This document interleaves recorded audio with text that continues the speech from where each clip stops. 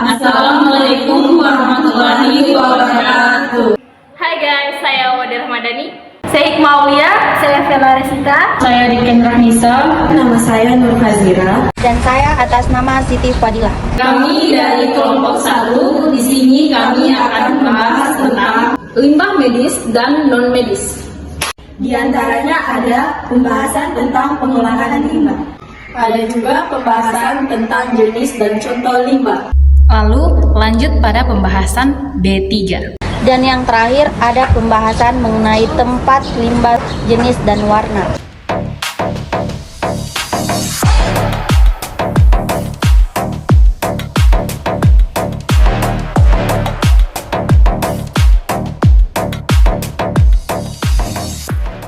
Limbah medis dan non-medis yang bersumber dari rumah sakit, puskesmas, dan klinik, ataupun tempat lainnya yang semacamnya harus ditangani dengan baik dan benar. Berikut karakteristik limbah medis.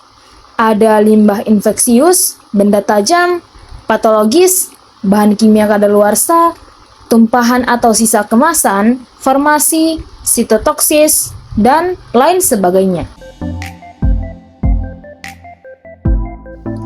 Limbah medis adalah segala jenis sampah yang mengandung bahan infeksius dan bahan yang berpotensi infeksius, ataupun limbah non-medis. Penanganannya tidak boleh dilakukan sembarangan. Limbah medis menjadi salah satu tantangan terbesar yang dihadapi oleh penyedia layanan kesehatan. Ketika tidak memiliki insinerator atau alat pembakar sampah, Fashioncase bekerja sama dengan pihak ketiga, yakni perusahaan pengolahan limbah medis. Tujuan pengelolaan limbah pada fasilitas pelayanan kesehatan antara lain melindungi pasien, petugas kesehatan, pengunjung, dan masyarakat sekitar fasilitas pelayanan kesehatan dari penyebaran infeksi, serta untuk membuang bahan-bahan berbahaya, diantaranya limbah infeksius. 1. Pengurangan dan pemilahan. Hindari material B3 untuk mengurangi penumpukan bahan kadaluarsa dan perawatan sesuai jadwal.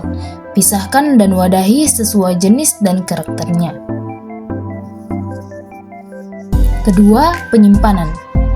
Simpan limbah medis sesuai ketentuan, pewarnaan simbol, dan label. Simpan limbah medis sesuai waktu yang ditentukan.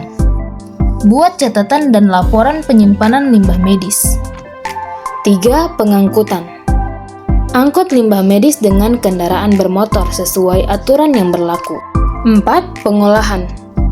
Lakukan pengolahan limbah medis dengan teknologi termal atau panas, insinerator, autoclave, microwave, atau iridiasi frekuensi radio. Atau lakukan pengolahan dengan teknologi non-termal seperti ekapsulasi, inertilisasi, disinfeksi kimiawi, atau teknologi biologis. Yang kelima, penguburan. Penguburan dapat dilakukan apabila tidak tersedia pengolah limbah medis.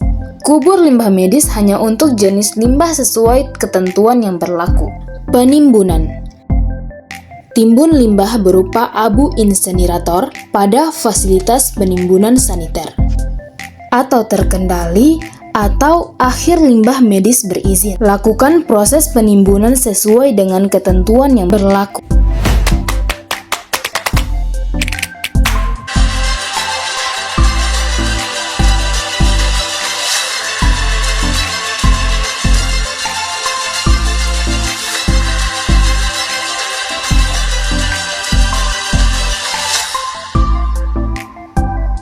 Pengolahan limbah B3.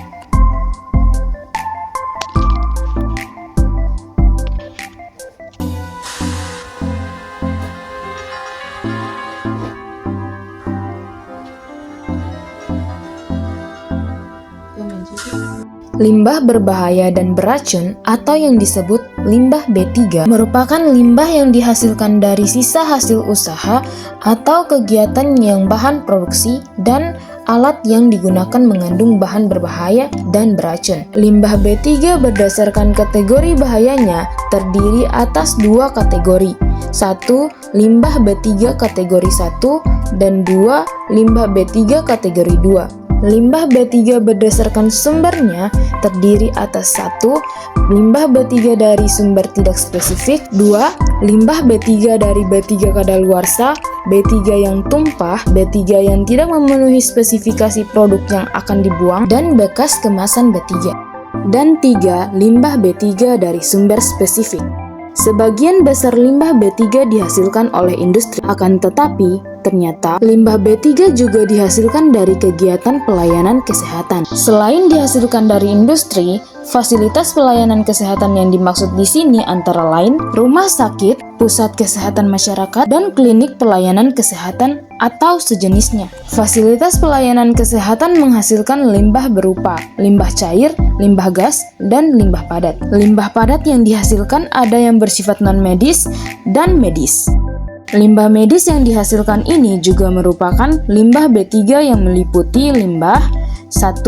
Dengan karakteristik infeksius, 2. Patologi, 3. Benda tajam, 4. Farmasi, 5. Sitotoksis, 6. Kimiawi, 7. Radioaktif, 8. Kontainer bertekanan, dan 9. Dengan kandungan logam berat yang tinggi. Pengelolaan limbah bahan berbahaya dan beracun selain diatur di dalam Undang-Undang Nomor 32 Tahun 2009 tentang Perlindungan dan Pengelolaan Lingkungan Hidup, juga diatur di dalam Peraturan Pemerintah Nomor 101 Tahun 2014 tentang Pengelolaan Limbah B3.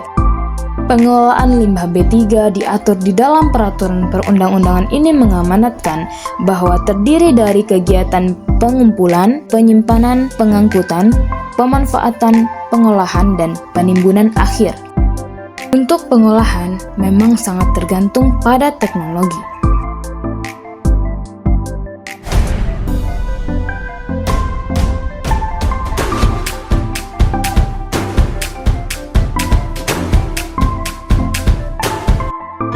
Itulah pembahasan singkat dari kami. Sekian dan terima kasih. Wassalamualaikum warahmatullahi wabarakatuh.